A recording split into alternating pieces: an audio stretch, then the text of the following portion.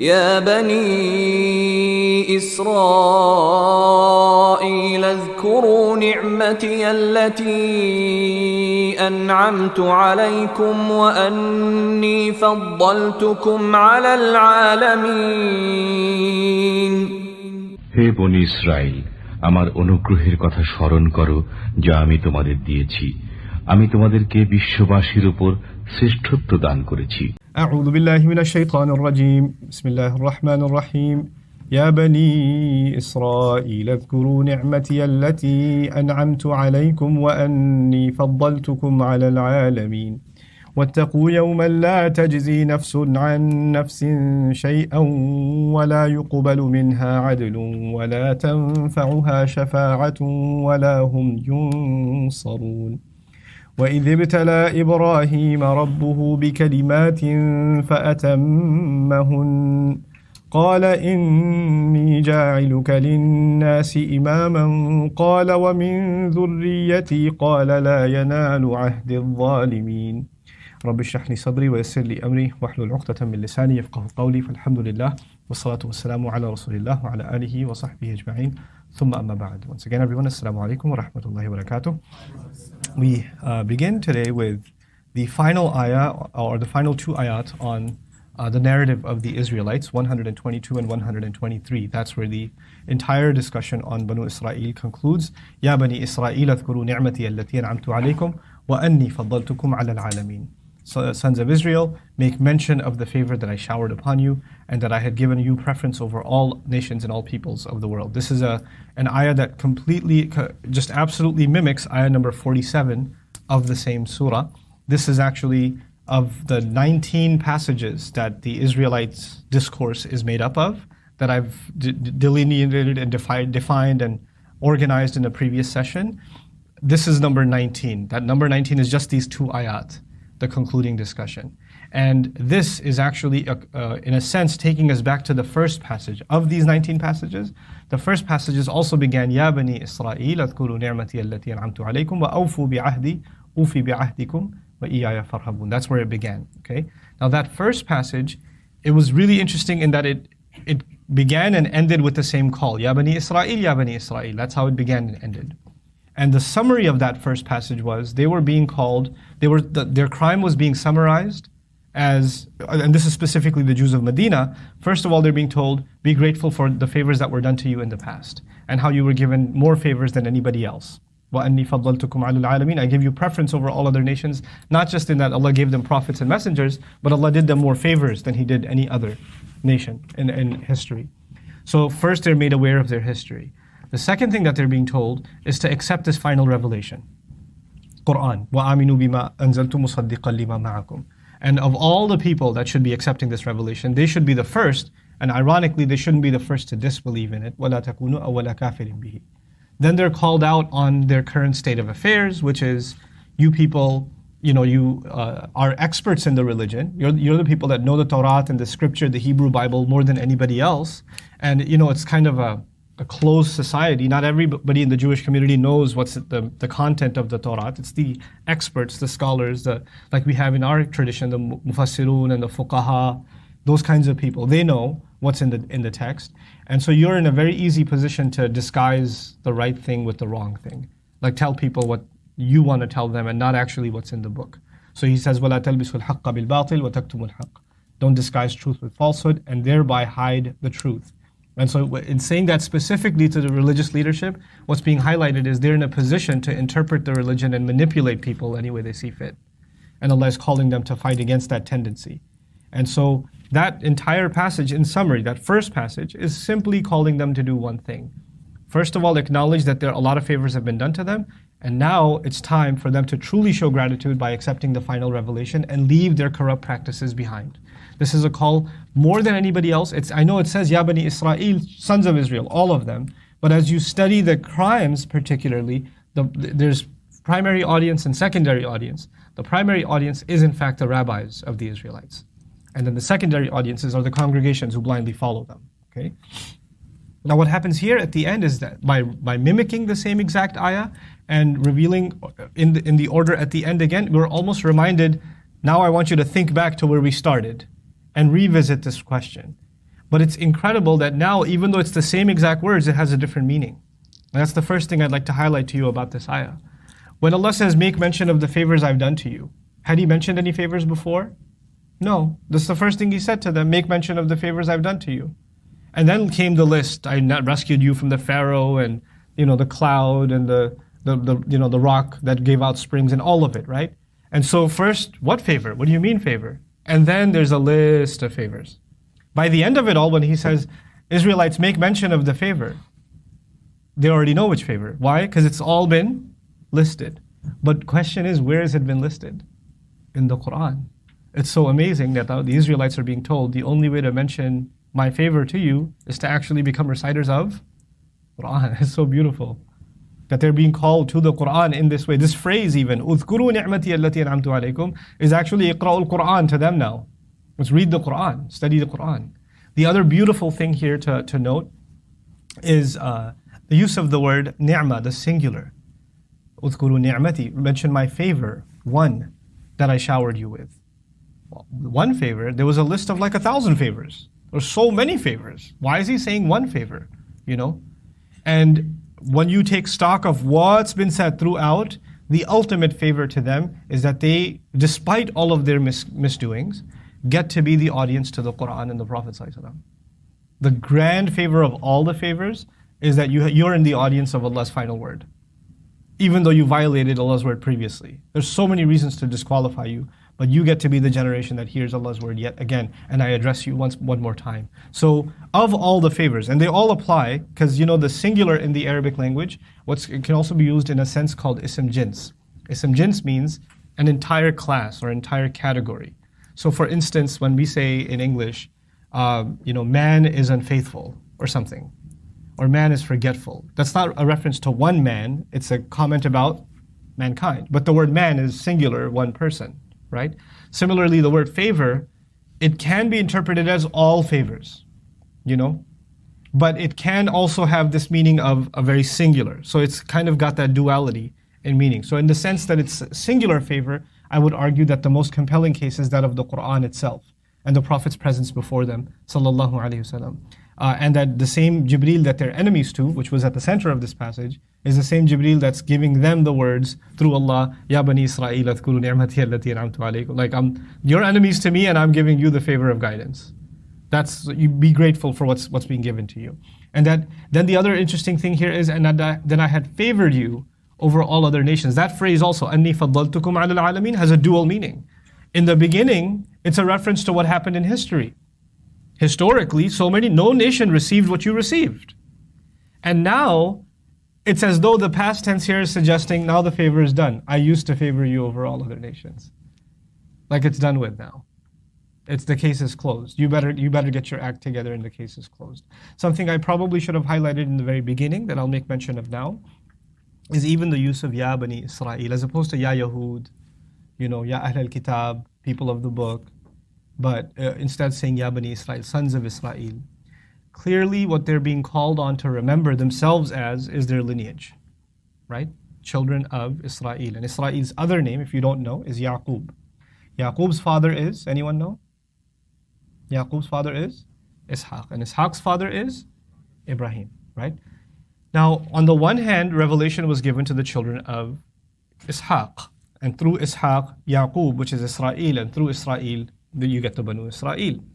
On the other side of Abraham's lineage, Ibrahim alayhi salam's lineage, is Ismail. And through Ismail's lineage, you get the Prophet Muhammad sallallahu alaihi wasallam. So you would think that on the one hand, you have the children of Israel, and on the other hand, you have the children of Ismail. That's the contrast, right? Children of Israel, children of Ismail. That's not the contrast in the Quran. Are the Muslims ever called children of Ismail? No. But interestingly, we are addressed as your father was Ibrahim. Millata abikum Ibrahim. Like the only prophet that's ever been referred to, not just as a prophet to us, but a father to us, is Ibrahim alayhi salam. Now that's important to understand as far as lineage. Because the Israelites, when Allah calls them, He calls them to remember their father Israel. And when He calls the Muslims, He calls them to remember their father who? Ibrahim. That's the contrast. We're actually, if anything, we're children of Ibrahim. He's our father. That's what the Qur'an's call is. But then it seems like, on the one hand, the grandson was referenced, and on the other hand, the grandfather was referenced, right? And the Jews are also children of Ibrahim, aren't they? So why just refer them to as children of Israel? And we are children of Ismail in a sense, because that's where the lineage begins for the Prophet ﷺ and all of that. But he takes us back to Ibrahim alayhi salam. So what's the benefit in doing that? It's actually, in a sense, to remind us that we have to think of our identity, like identity comes from the father. The Muslims have to think of their identity tied to Ibrahim alayhi salam. Just as the Jews thought of their identity tied to who? Israel. Like that's how they identify themselves. That's their father figure. Just even in your personal life, how much does a father have an effect on a child's personality and their sense of identity, right? Their last name. It's a part of who you, it's an inseparable part of who you are. But if you reflect on that, just that notion, that Ibrahim alayhi salam is in fact our father, then our identity as Muslims is actually shaped very much at its core by his personality. And that's really amazing, because the Israelites were a specific nation, right? They're the lineage of a specific father. But Ibrahim alayhi salam didn't stay in one place. He travels around. And he's not even concerned about one nation. He's just, everywhere he goes, he's taking Allah's message. And then there are prophets that are coming to destroy even the nation of Lut that has nothing to do with Ibrahim. And he's arguing with those angels not to punish the people of Lut. In other words, clearly he is concerned about who? All of humanity. The Israelites were concerned about who? Themselves. Ibrahim, however, was concerned with all of humanity. And we are the children, not of Ismail, but the children of Ibrahim. If we were called children of Ismail, that would actually, in a sense, mean that we are concerned with the Arab peoples. And if once we call ourselves children of Ibrahim, Millata Abikum Ibrahim, we're actually just like Ibrahim alayhi salam, concerned with all of humanity. So the scope, the way we identify ourselves, what we're concerned with, way more broadened. I had given you preference previously over all other nations, but this is going to be different now. So this is the concluding discussion on the Israelites and how it's now wrapping up. But then that's the other beautiful, beautiful thing that I didn't get a chance to highlight before, and I think it's so important in the study of the Quran to like in my studies, there are insights inside of ayat. You realize something as you're studying and you make note of it. Then there are certain principles. And principles are like, in a building, there are pillars that are holding up a building. There are certain principles in the study of the Quran that when you become aware of them, then your study just changes. And this is one of those principles that I'd like to highlight to you. What are the Jews actually in the study of the Quran? Especially these 182 or so ayat. What are they? They're a nation that lost their way after having an elaborate tradition in religion. They had book, they had law, they had fiqh, they had aqidah, they had tafsir, they had it all. They had ulama, they had ijazat, they had the entire system of tradition. That's what they had. But over time it deteriorated, and what was left was some rituals that were empty, and people didn't really know why they were doing what they were doing, and there were fatwas in all different kinds of directions. If I were to give you an analogy to help you visualize that, what Allah gave them was this beautiful building. This Islam was this beautiful building that Allah gave them. And over thousands of years, this building deteriorated, and now it looks like ruins.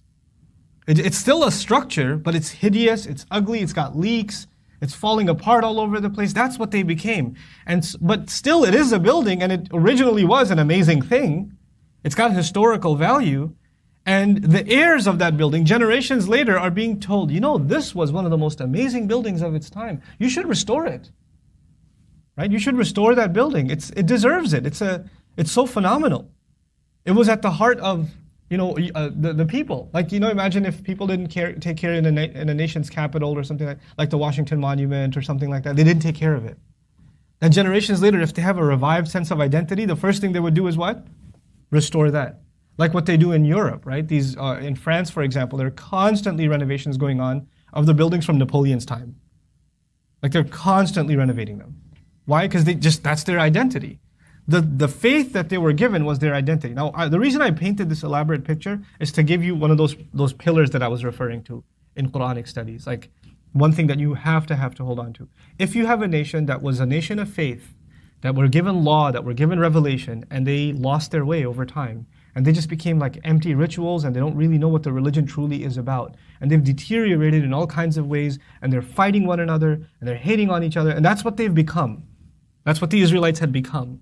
And they're dispersed and scattered, and they take some parts out of context, and other parts they completely completely ignore, etc., etc. Like, this is what they've become. By the way, I'm painting this picture, and I'm hoping you realize it doesn't sound like I'm describing Jews. Right? That's why I'm describing it this way. That's what happened to them. How do you take a people that have so gone down the drain so bad, how do you bring them back? Well, how does the Quran plan to bring the Israelites back? The Quran says, step one, call them by the lineage that gives them a sense of identity. Ya Bani Israel. What would that be to us? What would be our lineage, our heritage that gives us a core sense of identity? What father figure? Yeah. The first thing you got to do is bring you back to who Ibrahim alayhi salam is. If you want to fix the ummah again, you got to go back to Ibrahim alayhi salam. The second thing is اذكروا نعمتي التي أنعمت عليكم. Make mention of the favor I did on you. How did Allah make, the idea of the favor Allah did for them was, of course, they crossed the water with the Pharaoh. He gave them a cloud in the desert. He gave them manna and salwa. He gave them the springs of water. These are the things He gave them. But how did He describe that to them? He described that to them through the Quran, didn't He? Quran became a list of the favors that were given to them. Guess what? For us, the ultimate, they crossed the water. Our messenger crossed the desert from Makkah to Medina, didn't he? The enemy was after him, just like Pharaoh was after Musa. And they crossed, and then they became a nation that were given law. Musa went, crossed the water, they were in the desert, and then Allah gave them the law. Then the Torah was revealed. Rasulullah crosses the desert, and he gets to Medina, and what does Allah give him? Sharia. Halal and haram. That wasn't revealed in Makkah, that was given to him. So are there parallels here? Yeah. And these parallels are important because that journey and that entire story, the powerful story of the Prophet ﷺ, there's no better place that captures the story of the Prophet ﷺ than the Quran. The Quran is actually the most beautiful seerah text. That's actually what it is. It's the story of the Quran. And the Quran is the story of the Prophet ﷺ, and the Prophet's life is the story of the Quran. They're each other's story. Now what happens is there are some surahs in the Quran that have, if you study them, you're like, is this a commentary about me? Or is this talking about something that happened in the Prophet's life? It's an elaborate description of what happened in Badr. Exhaustive description of exactly what happened in Badr. Exhaustive commentary of what happened in Uhud, for example. A detailed description of what happened in Hudaybiyah. A detailed description of what happened with Banu Qurayza in Surah Al-Hashr. Why? And this is so specific. If the Quran just wants to give you general rules, here's the code of ethics for war. Here's what you must do, here's what you must not do. That you could do that, right? And then that's revealed, and that's what we do. But the Quran is actually commenting on very specific incidents. Very, very specific incidents. Yes, and we study those incidents, and then we say, let us drive universals from it. But think about this philosophically for a second. Why not just give us the universals?